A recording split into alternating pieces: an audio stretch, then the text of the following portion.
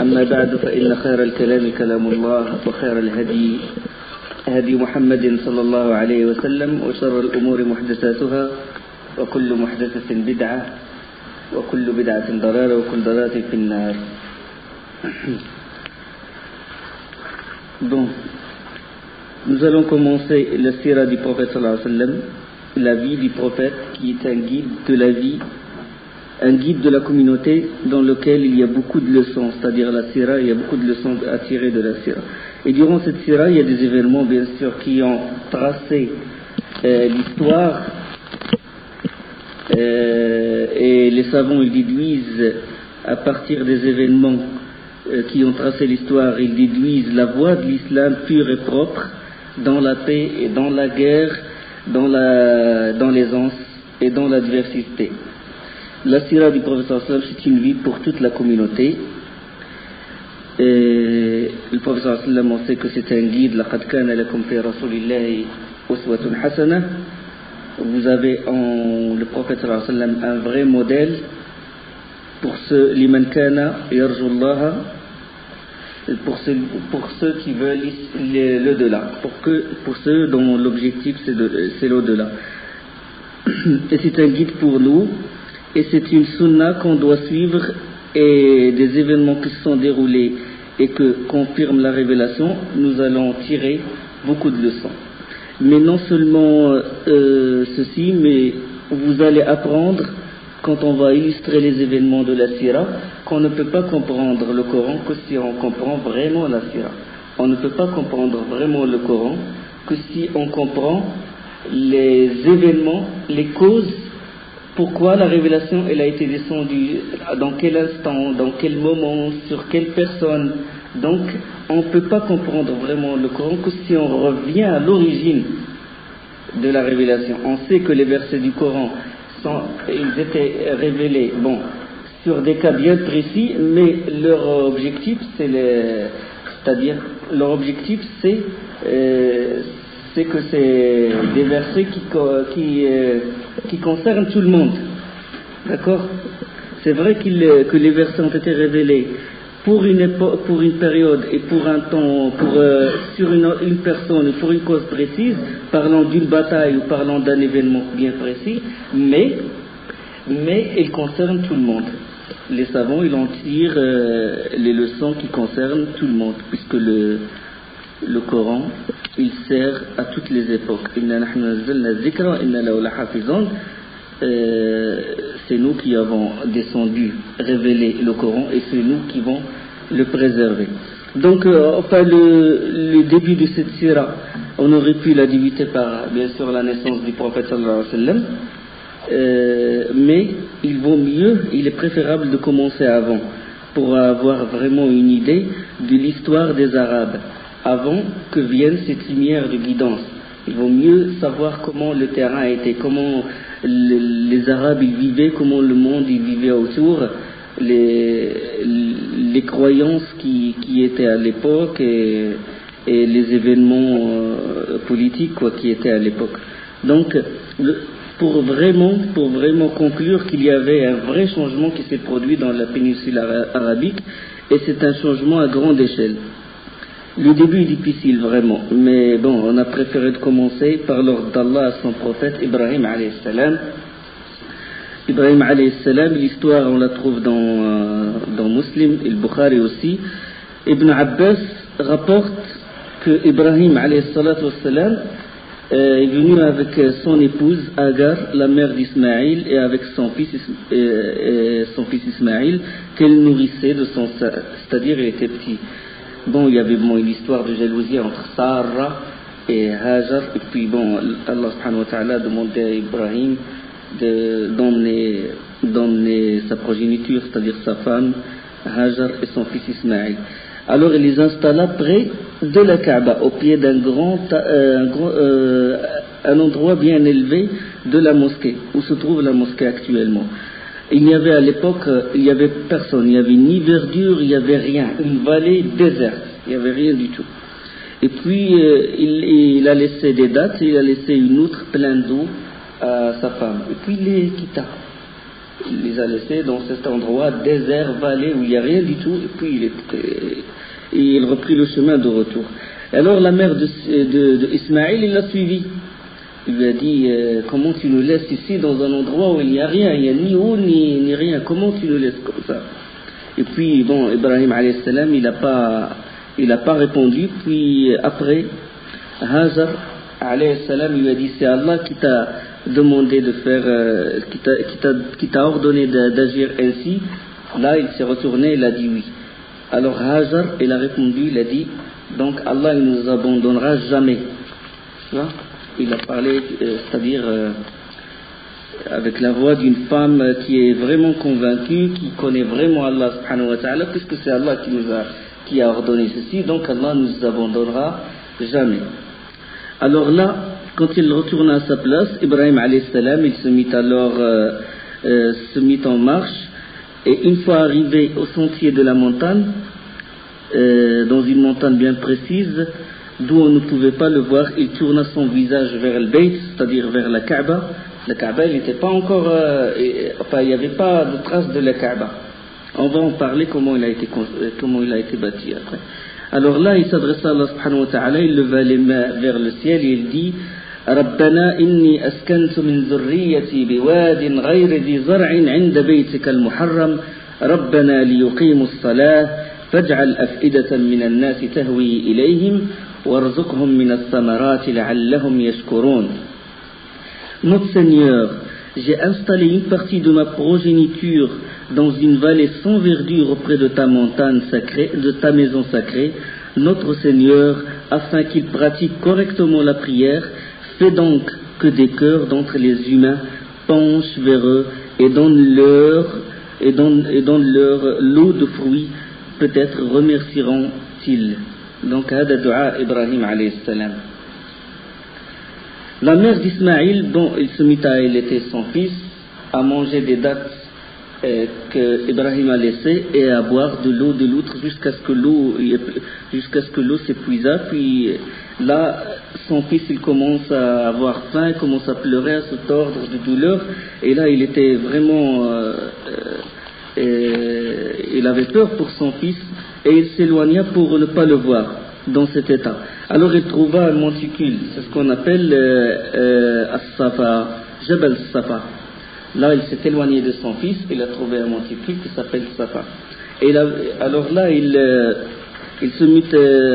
monta le Safa et il commença à scruter l'horizon s'il y a des gens qui peuvent venir, une caravane ou quoi que ce soit, quelqu'un qui peut l'aider. Parce qu'il avait plus d'eau, il avait plus de dattes et son fils, il risque de mourir.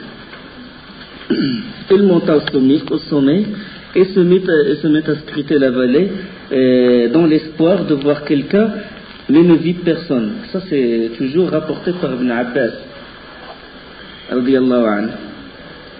Il descendit le monticule et lorsqu'il arriva à la vallée, il releva un peu de sa tunique et marcha en s'empressant comme celui qui ploie sous une lourde charge. Une fois arrivé à l'autre bord de la vallée, c'est-à-dire il y avait une vallée et une autre. Il a monté la première, il scrutait l'horizon, est-ce qu'il peut voir quelqu'un? Il a trouvé personne. Puis il est descendu de la vallée et commence à courir et il a monté l'autre vallée pour voir encore s'il y a quelqu'un.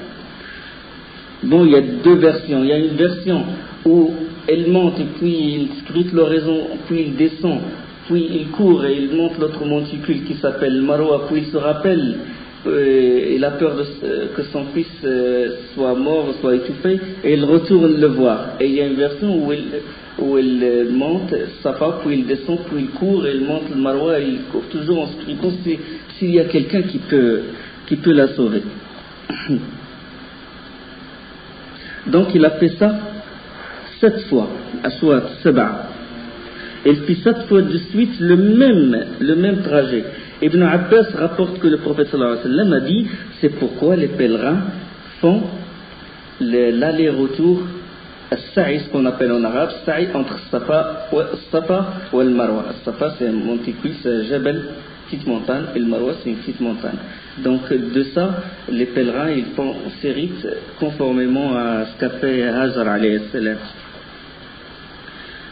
Alors là, quand il a terminé les 7 aswat, les 7 fois, c'est comme s'il a entendu quelque chose, il a dit tais-toi, tais-toi. En arabe on dit ça, ça.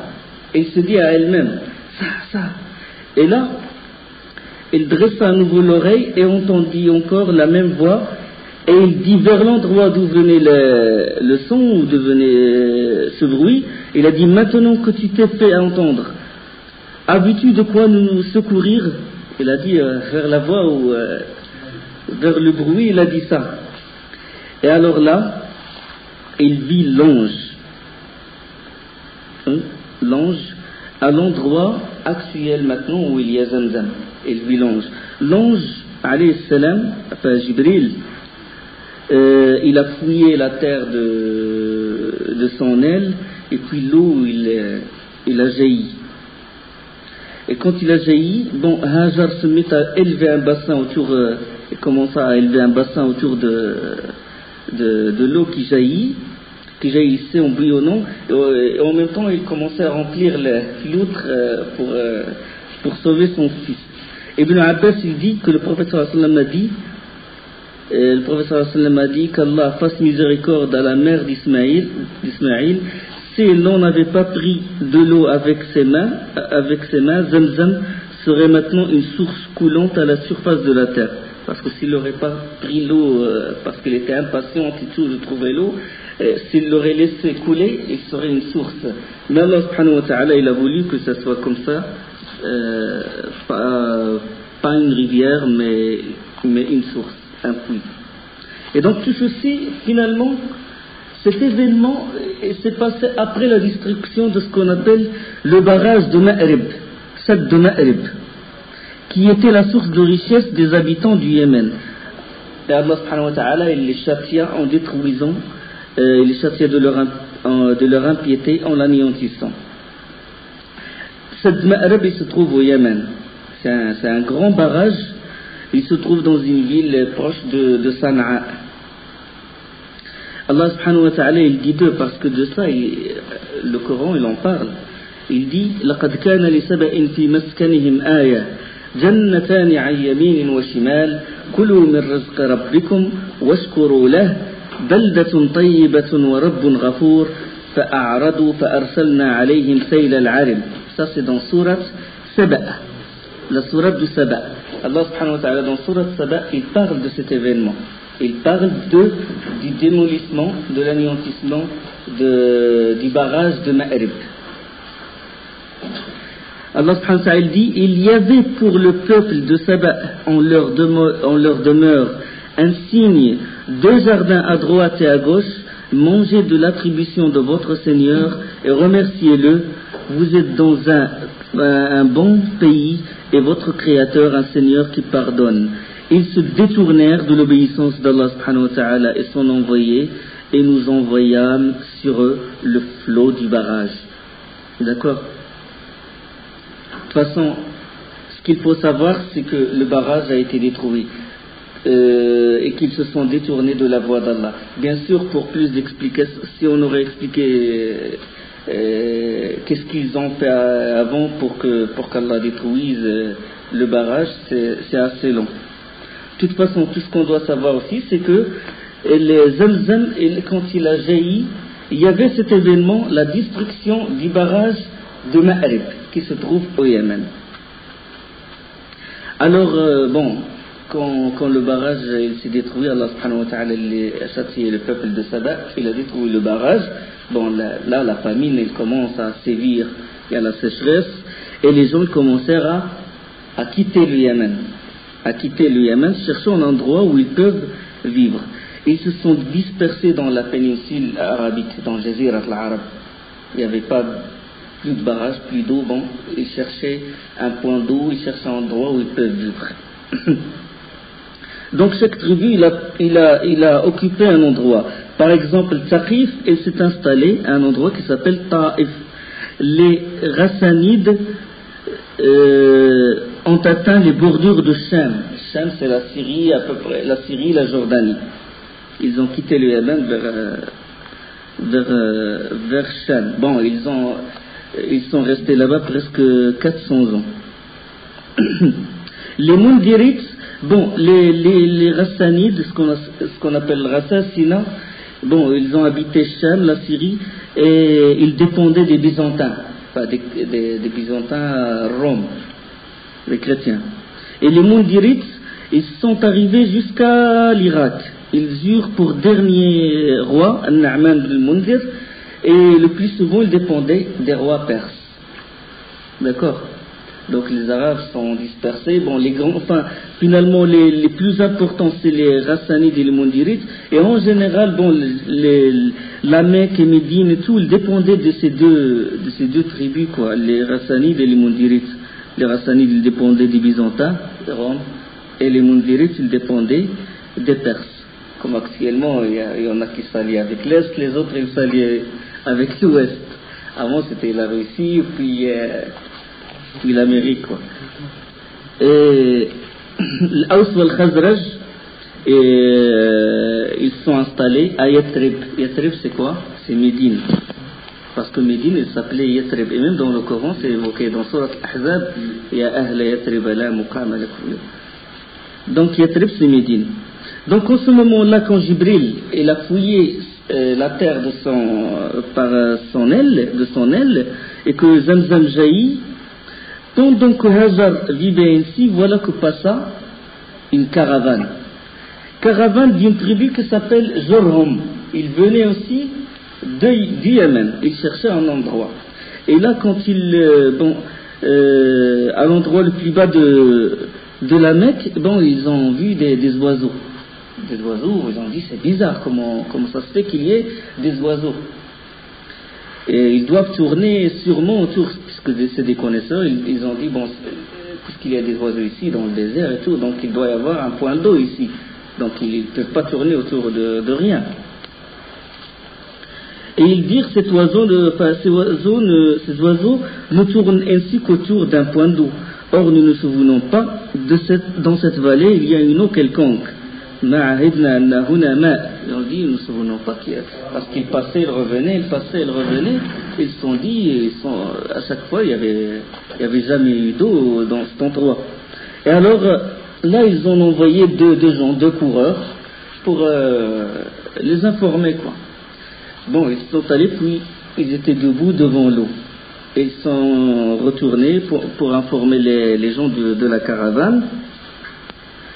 Et là, ils ont rencontré la mère d'Ismaël qui se tenait près de l'eau, alayhi salam, qui se tenait près de l'eau, et ils lui ont dit, nous autorises-tu à nous installer près de toi? Ils étaient des gens de bonne, pudiques, et ils avaient gardé les bonnes valeurs, parce qu'il y avait des bonnes valeurs chez les Arabes, même avant l'islam, hein. C'est vrai qu'il y avait des mauvaises habitudes, des croyances païennes, etc. Mais ils gardaient par exemple l'hospitalité, le bon voisinage et des choses comme ça. Cette tribu de Jorhom qui venait du Yémen, ils étaient des gens bien. Et alors là, Hajar il dit, oui, vous pouvez vous installer près de moi, mais vous n'avez aucun droit à l'eau. D'accord? Dans une autre version, ils ont dit, est-ce que vous nous autorisez-tu de nous installer près de cette eau, et on te donne de l'argent pour cette eau, c'est-à-dire en échange on peut bénéficier de l'eau, en échange on te donne de l'argent. Il a accepté. Ça c'est la version je crois de Muslim. Bon, il a dit c'est d'accord. Et puis selon Ibn Abbas, là il y a un hadith là-dessus, selon Ibn Abbas, le prophète sallallahu alayhi wa sallam a dit, cela se passa au moment où la mère d'Ismaïl avait besoin de la compagnie pour l'aider à supporter sa solitude. Ils campèrent alors et envoyèrent à leur tribu qui vint se joindre à eux. Ainsi il y eut à cet endroit plusieurs familles, et la Kaaba toujours elle n'a pas été encore construite. Ismaïl et Ibrahim, enfin, selon des historiens, ils disent qu'ils n'étaient pas arabes à l'origine. C'est-à-dire on peut distinguer trois types d'arabes. Il y a les arabes disparus. C'est le groupe qui est complètement disparu, c'est Qawm Houd ou Ad. Qawm Ad ou Tamoud. Qawm Houd, ceux-là, Allah les a envoyés, le prophète, Qawm Ad, c'est le prophète Hud alayhi salam, ou Thamoud, c'est le prophète Salih alayhi salam. Ceux-là sont des Arabes. Il y a aussi d'autres tribus telles que Tassimim et Jadis.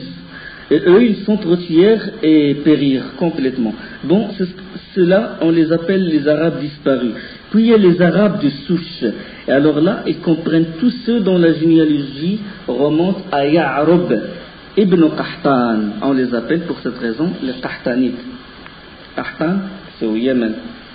Et puis les Arabes arabisés, ce sont les descendants d'Ismaïl ibn Ibrahim alayhi salam. On les appelle les Arabes arabisés. Bon, je vais évoquer un hadith là-dessus, mais je vais l'expliquer.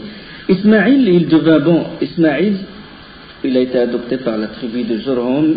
Il a appris d'eux à parler l'arabe et il s'est perfectionné. Si bien que dans cette langue, il surpassa les vrais Arabes. Il y a un hadith qui dit le premier à s'être exprimé en langue arabe claire parlait d'Allah, c'est Ismaïl. أول من فتق لسانه بلسان عربي مبين إسماعيل. Mais comment ils ont expliqué ce hadith? Ils ont dit il y avait des Arabes avant Ismaïl, mais celui qui a vraiment parlé la langue avec éloquence, avec clarté, c'est Ismaïl. D'accord? Donc on peut faire la corrélation entre les deux histoires, c'est-à-dire le fait que Ismaïl, il ne faisait partie que des Arabes qui se sont arabisés après, et avec le hadith où il dit le premier qu'Allah subhanahu wa ta'ala à s'être exprimé en langue arabe parlait d'Allah subhanahu wa ta'ala, c'est Ismaïl. C'est compris?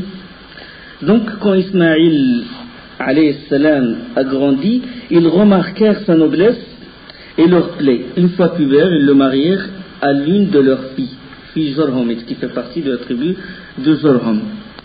Bon, Ibrahim alayhi salam, durant cette période, il venait et il visitait son fils et il voyait sa femme Hajar. Enfin, il y a une longue histoire où il lui a demandé de changer son seuil, le seuil de la maison sur une question de mariage. Enfin, la première fois, il lui a demandé de divorcer, puis il est revenu après, il lui a dit il faut de garder la deuxième femme, etc. Donc, quand Ismaïl alayhi salam a atteint l'âge de 16 ans, Ibrahim alayhi salam lui a dit, son père, il lui a dit, Ismaïl, Allah m'ordonne d'accomplir une œuvre. Et Ismaïl a répondu directement, fais ce qu'il ordonne. Et Ibrahim il a dit, tu m'y aideras. Et Ismaïl il a dit, bien volontiers, répond le fils. C'est-à-dire, sans discussion, il a dit, Allah me demande quelque chose. Il n'a pas dit, c'est quoi, qu'est-ce qu'il t'a demandé? Il a dit, fais ce qu'il te demande. Tu m'aideras, je t'aiderai. Sans savoir vraiment ce qu'il va faire. C'est quoi? C'est de bâtir la Kaaba. Inna awwala baytin wudi'a lin-nasi lilladhi bi Bakkata mubarakan wa hudan lil-alamin. Le premier édifice institué par les hommes est celui de la Mecque, sanctuaire béni et direction pour le monde. Allah il le dit dans Surat Al-Imran. Par la révélation d'Allah, par l'ordre d'Allah subhanahu wa ta'ala, Ibrahim désigna une colline proéminente et il redressa alors les assises, les bases, les colonnes de la maison qui étaient enterrées sous la colline. Donc c'était une awwalu bayt, la première maison sur cette terre, c'est la maison d'Allah subhanahu wa ta'ala, c'est le Kaaba. Alors Ismaïl lui apportait les pierres et Ibrahim il construisait. Les assises de quoi? Les assises de la maison qui a été construite par qui au début? Par Adam alayhi salam. C'est le premier. Il y a des versions qui disent que c'est Shith ibn Adam, c'est le fils de Adam alayhi salam. Mais bon, beaucoup de savants ils disent que c'est Adam alayhi salam, c'est lui qui a bâti la Kaaba. Donc, elle a été démolie par le déluge. Et bon, il y avait des événements après et tout qui ont fait qu'il n'y a plus de traces. Il y a des versions qui disent que les pierres ils sont montées au ciel de la Kaaba et il n'y avait plus de traces à l'époque où est venu Ibrahim alayhi salam. Et là, Allah subhanahu wa ta'ala lui a demandé de bâtir la maison d'Allah, de bâtir le Kaaba sur les assises qui étaient faites par Adam alayhi salam. Alors Allah a ordonné Ibrahim de construire le Kaaba sur les assises de Adam. Et Allah subhanahu wa ta'ala il dit dans le Coran sur cet événement, sur ce qui s'est passé, وَإِذْ يَرْفَعُ إِبْرَاهِيمُ الْقَوَاعِدَ مِنَ الْبَيْتِ وَإِسْمَاعِيلُ رَبَّنَا تَقَبَّلْ مِنَّا إِنَّكَ أَنْتَ السَّمِيعُ الْعَلِيمُ. Et quand Ibrahim et Ismaïl élevaient les assises de la maison, ô notre Seigneur, accepte ceci de notre part, car c'est toi l'audion, l'omniscient. Effectivement, ils ont creusé à l'endroit demandé à Allah subhanahu wa ta'ala, et ils ont trouvé les assises. Et ils ont bâti la Kaaba au-dessus de ces assises. Bon, quand ils sont arrivés à l'angle, dans un coin, un endroit où vraiment il faut une pierre qui est dure et résistante, donc ils n'ont pas trouvé de pierre qui convient à cet endroit. Alors Ibrahim, il a envoyé Ismaïl de lui ramener une pierre, de chercher et de ramener une pierre. Ismaïl alayhi salam, il a cherché, il l'a pas trouvé, puis il est retourné voir son père et il a trouvé des pierres à côté de lui. Il lui a dit, c'est qui d'où tu as ramené ces pierres? Il a dit, c'est Allah qui m'a donné ces pierres-là.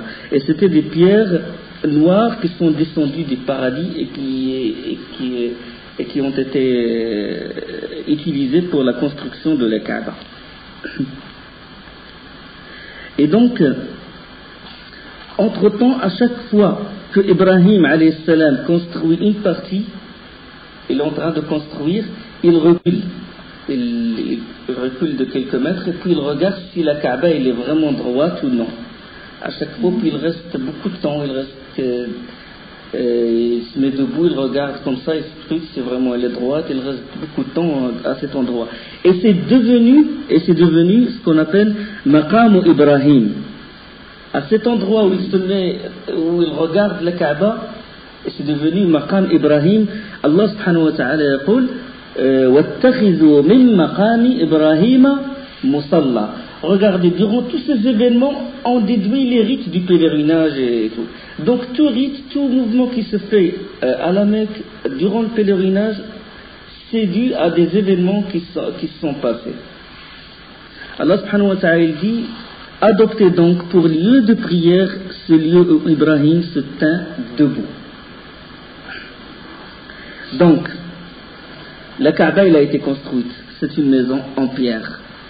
Mais une maison en pierre, c'est pas un musée, c'est pas comment ça va attirer du monde, comment attirer du monde pour venir à cet endroit. Une maison en pierre, ça n'a pas grand valeur. Allah subhanahu wa ta'ala a demandé à Ibrahim à appeler, à faire l'adhan du pèlerinage vers ce temple sacré. Ibrahim se demandait, oh mon Seigneur, qu'atteindra ma voix, comment ma voix puisse parvenir aux gens. Dans un désert, il n'y a rien, personne, même s'il crie à haute voix, personne ne l'entend. Donc il a dit, c'était pas pour contredire ou pour se mettre en désaccord avec Allah subhanahu wa ta'ala, mais il s'est étonné. C'est juste un étonnement. Et puis Allah subhanahu wa ta'ala il lui a dit, ton devoir c'est d'appeler. Mais comment ça va arriver? Ça c'est Allah qui s'en occupe. Et Allah subhanahu wa ta'ala de ce azan, il dit dans sourate al-Hajj, وَأَذِّنْ فِي النَّاسِ يَوْمَ الْحَجِّ يَأْتُوكَ رِجَالًا وَعَلَى كُلِّ ضَامِرٍ يَأْتِينَ مِنْ كُلِّ فَجٍّ عَمِيقٍ. Et appelle les gens au Hajj, ils viendront vers toi, à pied et aussi sur toute monture, venant de tout chemin éloigné. Dans sourate al-Hajj, verset 27. En effet, Ibrahim est allé à la montagne de Arafat, selon des versions. Il est allé à la montagne de Arafat et il a appelé aux gens, Allah vous a prescrit le pèlerinage, il a fait l'adhan. Là, Ibn Abbas, il a dit, Allah a fait parvenir cette voix aux gens alors qu'ils n'étaient pas encore nés. Il a fait que cette voix, il a atteint. Comment Allah, par miracle, cette voix, il a atteint les gens alors qu'ils étaient dans Solb, alors qu'ils n'étaient pas encore nés. D'accord? Donc toutes les âmes qu'Allah a créées ont entendu l'appel et ils ont répondu, me voici prête, labbaik Allahumma labbaik. Donc cette voix il a atteint les gens. Comment? Par miracle. C'est qu'Allah subhanahu wa ta'ala a mis dans le cœur des gens l'amour de la Kaaba et la vénération de la Kaaba. Et on va en parler après, comment les Arabes et même d'autres, ils vénéraient la Kaaba. Donc les gens commencent à faire le pèlerinage. Bon, comme j'ai dit, Allah a mis dans leur cœur l'amour et la vénération de la Kaaba par miracle d'Allah subhanahu wa ta'ala. Et que à cette époque, subhanallah, les Arabes et la da'wa d'Ibrahim, il a atteint les gens. Les gens faisaient le pèlerinage, ils apprenaient les prescriptions de l'islam d'Ibrahim alayhi salam, puisque la religion c'est l'islam, depuis qu'Allah a créé Adam. Et donc, le tawhid s'est répandu, l'unicité d'Allah subhanahu wa ta'ala, l'unicité dans l'adoration, les rites, le dévouement exclusif à Allah subhanahu wa ta'ala, dans les adorations, dans les rites, dans les prières, dans l'amour, dans la crainte et tout. Le tawhid s'est répandu dans la péninsule. Alors les jours se sont succédés. Les jours se sont succédés, le tawhid était répandu, mais après, le temps il passe, il n'y a plus de savants qui rappellent les gens. L'ignorance, elle sévit, l'ignorance, elle commence à s'installer, et puis les gens, ils oublient les prescriptions de l'unicité d'Allah, les prescriptions de l'islam et tout. Là, un homme qui s'appelle Amr ibn Luhay al-Khuza'i. Amr ibn Luhay al-Khuza'i. Il était à la tête d'une tribu. Et la tribu, elle s'appelle la tribu de Khuza'a. Elle s'appelle la tribu de Khuza'a. Khuza'a, comment déjà? Lui, parce que lui, il a pris la tête de la Mecque, il était à la tête de la Mecque. Mais comment ça se fait qu'il est à la tête de la Mecque, il est devenu le chef de la Mecque, alors que c'était Jurhum qui s'occupait de la Mecque, qui s'occupait des pèlerins, qui s'occupait des rites et tout. Donc, et qui s'occupait aussi de la direction de la ville. Khuza'a, il a combattu Jurhum. Il y avait un combat entre Khuza'a, la tribu de Khuza'a et la tribu de Jurhum, pour s'approprier la Mecque.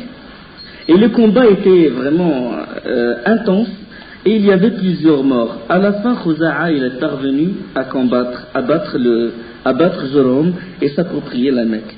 Khuza'a, quand il a senti, Jurhum, quand il a senti la défaite, il s'est senti vraiment, ils vont périr et tout, et que Khuza'a va les expulser, ils ont enterré Zamzam, ils l'ont caché, ils l'ont enterré pour vraiment que les autres ils bénéficient pas. Par rage comme ça, ils ont enterré Zamzam. On va dire de toute façon, on va parler comment il a été déterré après. Bon, la valeur de la Mecque, on sait qu'elle est due à la Kaaba. Les gens, les pèlerins, ils viennent parce que bon, ils viennent à la Kaaba et tout. Mais sa subsistance, sa reste et tout, il vient de Zamzam parce que de l'eau, c'est de l'eau qui...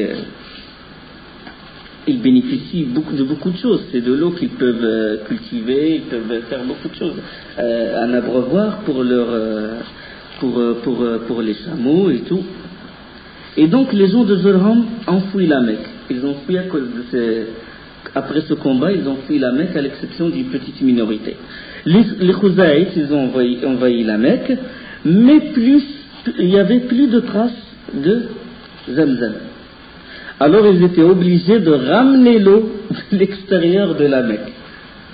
Faire beaucoup d'efforts pour ramener l'eau de l'extérieur de la Mecque. Zamzam a été déterré, bon, on va en parler de ça. Donc Khuza'a a occupé la Mecque environ, d'après certains historiens, 500 ans. Parmi leurs plus grands chefs, comme j'ai dit tout à l'heure, c'est Amr ibn Luhay. Il s'appelle Amr ibn Luhay. Et il était le chef, sans discussion, c'était vraiment il est impossible de le désobéir, et en plus il était très généreux, et c'est lui qui s'occupait de ce qu'on appelle le rifada.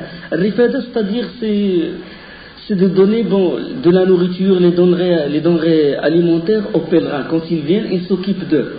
Tout seul, il s'occupe des pèlerins. C'est lui qui il égorge les chameaux et tout pour des milliers, on dit, des milliers de chameaux pour les pèlerins. Et puis siqaya, ça vient de siqaya al-ma. Ils ramènent l'eau de l'extérieur pour le donner aux pèlerins. Regardez ce degré d'hospitalité. Et en plus, ils ne donnent pas l'eau comme ça, ils donnent l'eau avec du raisin sec, ils mélangent des choses avec. C'est-à-dire, il était très hospitalier, et on sait que les Arabes, l'hospitalité, personne ne peut les concurrencer. Donc, et en plus, il était tellement obéi que sa parole était considérée comme al-tashri'a, comme la législation. Il parlait sans discussion, ça y est, il statue. Bon, un jour, Amr ibn Luhay, il a fait le voyage en Syrie. Il est allé au Sham. Et au bordure du Sham, il a trouvé une tribu qui s'appelle Al-Amaliq, les Amalécites. Et il a vu ces gens rendre culte aux statues. Bon, il leur a dit, j'étais étonné de les voir en train d'adorer des statues et tout. Bon, il a dit, que signifient ces statues? Ils ont répondu, bon, nous leur rendrons culte, ou leur rendons culte, car ils apportent la pluie, la richesse, ils nous donnent la victoire, et ils nous donnent beaucoup de bienfaits et tout. C'est étonné. Ils vous donnent la pluie? Oh là, il n'y a pas d'eau à la Mecque, donc là, j'aurais besoin d'une statue. Bid'a hasana pour lui. Pour lui, c'est une bonne innovation, ça. C'est avec sa tête, c'est bon, ça. Adorer une statue, il va nous rapprocher d'Allah et tout. Bon, il leur a dit, bon, moi, vous pouvez m'en offrir un. Et ils lui ont donné une statue. Et cette statue, elle s'appelle Hubal. Alors, on lui a offert Hubal.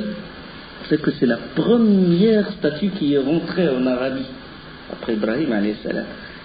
Les Arabes étaient sur Tawhid, étaient sur la religion pure de l'islam, ils faisaient les rites comme il faut, la talbiya, ils faisaient tawaf, ils faisaient le wuquf fi Arafah, ils faisaient les rites comme il faut, et ils étaient muwahhidin, ils adoraient qu'Allah subhanahu wa ta'ala. Et là, Hubal, elle est rentrée. Et la première statue a été introduite et il l'a mis à l'intérieur de la Kaaba, à la Mecque. Bon, quand Amr ibn Luhay a mis Hubal à côté de la Kaaba, il a ordonné aux gens d'adorer Hubal. Voilà, Hubal, il va vous rapprocher d'Allah, il va vous ramener la pluie, il va vous faire des vœux, vous faites ça. Et il a ordonné. Tu vois, quand quelqu'un il a le pouvoir, il a la force économique et tout, et qu'il impose, ça y est, il égare les gens. S'il a le pouvoir et il est dans la bonne voie, il guide les gens, d'accord?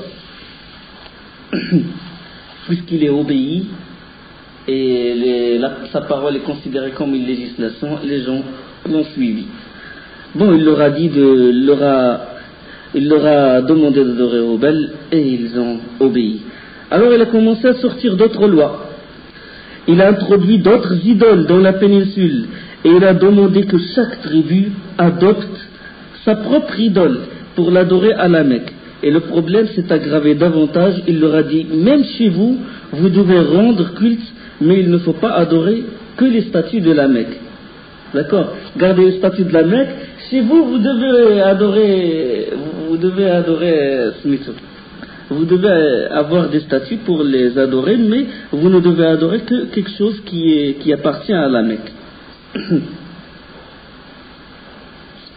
Donc ils commencent à prendre des pierres de la Mecque et les ramener chez eux et les adorer. Ça représente la Mecque. Et même dans une version, il ramène la pierre, il fait le tour autour. Il fait tawaf autour de la pierre. C'est une bonne chose, c'est une bid'a hasana aussi. C'est bien ça. C'est la baraka, on cherche la baraka, non, la bénédiction de l'endroit. Qu'est-ce que j'ai fait de mal?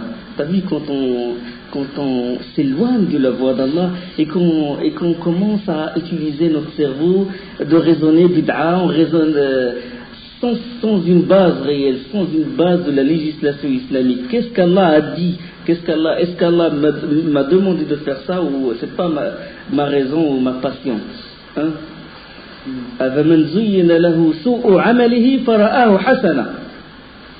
Il a été la mauvaise voie et il a vu que c'est bon. D'accord.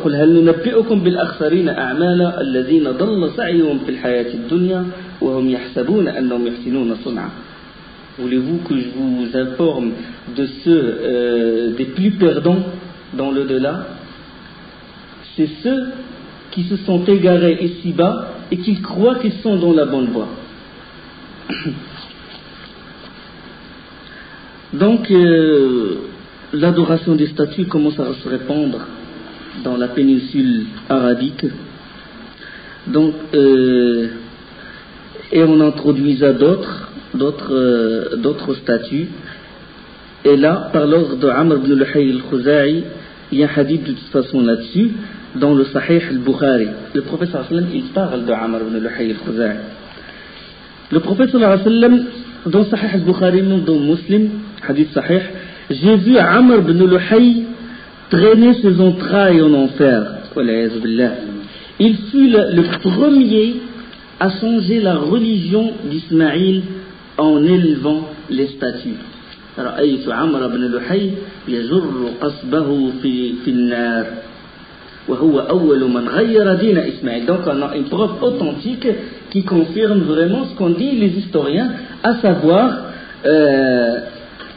Ibn Hisham, Ibn Ishaq, Ibn al-Kathir, Ibn al-Athir, l'imam Ibn Jarir al-Tabari, tous les grands historiens de Ahl Sunnah. D'accord?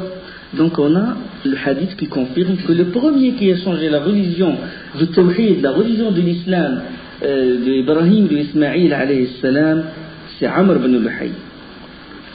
Donc il leur a demandé et ils l'ont obéi. Il leur a demandé d'adorer les statues et ils l'ont obéi. Puis il a changé autre chose. Il a changé la talbiya. لبيك اللهم لبيك لبيك لا شريك لك لبيك إن الحمد والنعمة لك والملك لا شريك لك.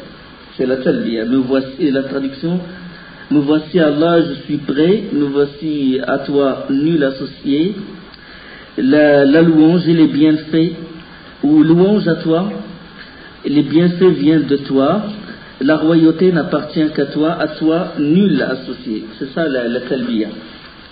Et Amr, il a ajouté, parce que là, la talbiya comme elle est, il contredit ce qu'il fait, parce qu'eux, ils comprennent la langue arabe. Il dit nul associé, mais comment lui, il a ramené au bel, il a ramené d'autres statuts, et les gens, ils associent avec Allah. Donc la talbiya, les gens, ils disent ce qu'ils ne font pas. Ils disent labbaik Allahumma labbaik, le dévouement total à Allah subhanahu wa ta'ala, nul associé, je t'associe rien, mais pourtant il associe Hubal et les autres statuts. Là, il a dit, on va ajouter le talbiya. Et il a ajouté, il a innové, il a fait une autre bid'a qu'il a vu que c'est hasana. Une innovation, c'est pas grave d'ajouter. Et il a ajouté autre chose. Il a ajouté, illa sharikan huwa lak tamlikuhu wa ma malak. Il a dit, nul associé, sauf un associé, et vu comment c'est la traduction, sauf un associé que tu es élu, tu le possèdes ainsi que ce qu'il a. C'est-à-dire tu possèdes l'associé et ce qu'a cet associé. D'accord? C'est-à-dire labbaik Allahumma labbaik, sauf la sharika lak illa sharikan huwa lak, sauf un associé que tu as choisi toi. D'accord? C'est-à-dire il a égalé la statue Hubal avec Allah subhanahu wa ta'ala. Mais il l'a pas égalé dans la royauté, il l'a pas égalé dans la création, il l'a égalé dans l'invocation. L'association dans l'invocation. Parce que personne parmi les mushrikines et tout, ceux qui font cette talbiya, ceux qui ont adoré la statue, tout le monde, tu leur dis qui crée, qui administre tout, qui dirige l'univers, ils vont dire Allah subhanahu wa ta'ala. D'accord? Mais alors à quoi ça sert Hubal? À quoi ça sert Lat? À quoi ça sert Hubal? À quoi ça sert Lat? À quoi ça sert l'Uzza? À quoi ça sert ce statut? Ils disent pour qu'ils nous rapprochent d'Allah subhanahu wa ta'ala. Donc qu'est-ce qu'ils ont fait? Ils ont égalé la statue avec Allah subhanahu wa ta'ala. Ils l'ont égalé dans quoi? Dans l'invocation, dans le mérite. Seul Allah qui mérite qu'on l'adore, qu'on l'invoque, et eux ils disent non, pas seulement Allah, mais je peux invoquer Hubal. Tout comme ceux de leur axier, ils disent pas seulement Allah, mais aussi le wali, le cheikh. La tombe, c'est la même chose, le même shirk, sunnatullah. La chose, il se répète, quand les gens, quand l'ignorance, il se propage, c'est les mêmes choses. Statue ou temple, c'est pareil. Parce que finalement, Le shirk chez le peuple de Nuh, c'était quoi? Quand ils adoraient les statues, ils représentaient des hommes vertueux. Et on va en parler.